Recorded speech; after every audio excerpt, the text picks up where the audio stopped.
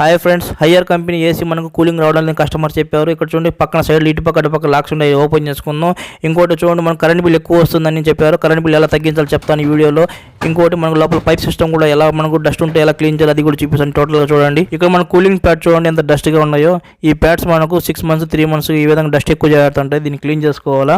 ఈ విధంగా కొంచెం పైకి లేపండి, పైకి లేపితే ఈజీగా మనకు వచ్చేస్తాయి ఈ మ్యాట్స్ మొత్తం మనకు నల్లగా డస్ట్ జరిగింది. చూపిస్తాను చూడండి, చేత తాగి కూడా మొత్తం నల్ల మట్టి ఇది అంతా. ఈ విధంగా మనకు కూలింగ్ రాదండి, కరెంట్ బిల్ ఎక్కువ వస్తుంటుంది. ఇంకా మీకు ప్రాబ్లము, ఇంకా మీకు కరెంట్ బిల్ తగ్గించే చిట్కా కూడా చెప్తాను ఈ వీడియోలో మీకు. ఇప్పుడు చూడండి, బయటికి లాగండి, ఈ విధంగా పైకి లేపిన తర్వాత ఈజీగా వచ్చేస్తుంది. మ్యాట్ వచ్చేసిందా?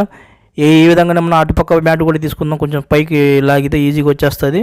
సింపుల్ ట్రిక్ అండి. ఈ మ్యాట్ని మనం క్లీన్ చేసుకోవాలా. ఇంకా మన లోపల మనం పైప్స్ ఉంటాయి కదా, ఆ పైప్ని ఎలా క్లీన్ చేయాలి కూడా చూపిస్తాను. ఇప్పుడు ఫస్ట్ మనం సైడ్లో ఉన్న క్లాత్తో మనం డస్ట్ ఏదైనా ఉంటే మొత్తం క్లీన్ చేసుకోండి. ఈ విధంగా ఈజీగా వచ్చేస్తుంది పైప్ పైన ఉండేది మొత్తం.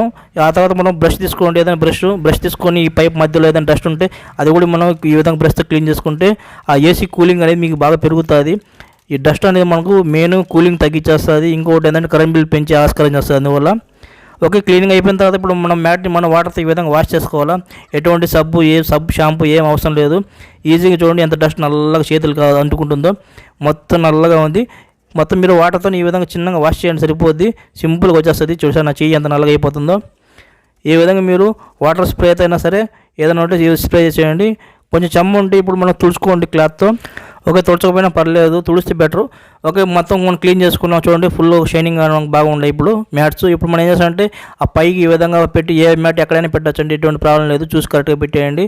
పైకి ఇవ్వడానికి జరిపిన అంటే మనం కరెక్ట్గా సెట్ అయిపోద్ది. ఆ విధంగా లాక్లో మనం కరెక్ట్గా సెట్ చేసేయండి, అంతే సింపుల్. ఈ పక్క మనం ఇంకొక మ్యాట్ ఉంది, దీన్ని కూడా మనం పైకి ఈ విధంగా తోయాలా గ్యాప్లో. ఆ గ్యాప్లో తోసినంటే మనకు కింద లాక్ సిస్టమ్ కూడా వచ్చేస్తుంది. దాని కిందకి ప్రెస్ చేయండి, అంతే సింపుల్ ట్రిక్ అండి. ఇప్పుడు మనకు కూలింగ్ మ్యాట్ క్లీన్ అయిపోయింది. ఇప్పుడు మనకు ఏసీలోంచి మనకు ఫుల్ కూలింగ్ గాలి వస్తుంది. కరెంట్ బిల్ కూడా సేవ్ చేసినట్టు మీరు. ఇక్కడ లాక్ సిస్టమ్ చూడండి, ఇక్కడ హోల్స్ ఉన్నాయి. ఈ విధంగా ఇదే లాక్ సిస్టమ్ పట్టుకునేది. ఇది ప్రెస్సింగ్ లాక్ అండి. ఇది ఇటుపక్క అటుపక్క 2 పక్కలు ఉంటాయి మనకు. ఇప్పుడు మనం ఈ డోర్ని మనం ప్రెస్ చేయాలన్నా కూడా చూడండి, ఈ విధంగా చిన్నగా అదమండి, అదిమితే సరిపోద్ది. ఈ విధంగా చిన్నగా ప్రెస్ చేస్తే సరిపోద్ది, అంతే. లాక్ సిస్టమ్ అవి పడిపోయినట్టే. సింపుల్ ట్రిక్, మీరే క్లీన్ చేసుకోవచ్చు మీ ఎటువంటి ఏసీ అయినా సరే. ఏసీ ఆన్ చేసిన తర్వాత ఫుల్ కూలింగ్గా గాలి బాగా వస్తుందండి. ఇప్పుడు మనం కరెంట్ బిల్ తగ్గించే చిట్కా చెప్తాను ఏసీ నుంచి. ఇప్పుడు మనం ఏసీని మనం పెంచుకోవాలా. 28లో పెట్టుకోండి ఏసీ. మీరు 28లో పెడితే బెటరు. ఆ తర్వాత మీరు ఏంటంటే సీలింగ్ ఫ్యాన్ మీరు ఆన్ చేసుకోండి. సీలింగ్ ఫ్యాన్ మీరు చూడండి 1 అయినా 2 అయినా స్పీడ్ పెట్టుకుని ఫ్యాను. ఆ తర్వాత మనం ఏసీ నుంచే గాలి మనకు చూడండి గోడలు తగలకుండా మన సీలింగ్ ఫ్యాన్ తగిలి డైరెక్ట్గా మనకి ఒంటికి తగులుతుందండి. ఫుల్ మన గాలి మనకి తగులుతుంది, ఫుల్ కూలింగ్ మనకి భిన్న అవుతుంది. గోడలు తగలకుండా కరెంట్ బిల్ కూడా సేవ్ అవుతుంది. ఈ విధంగా ట్రై చేయండి. నా వీడియో కానీ మీకు నచ్చట్లయితే నా ఛానల్ సబ్స్క్రైబ్ చేయండి, షేర్ చేయండి. బై ఫ్రెండ్, మీ క్రియేట్ చేయాలని.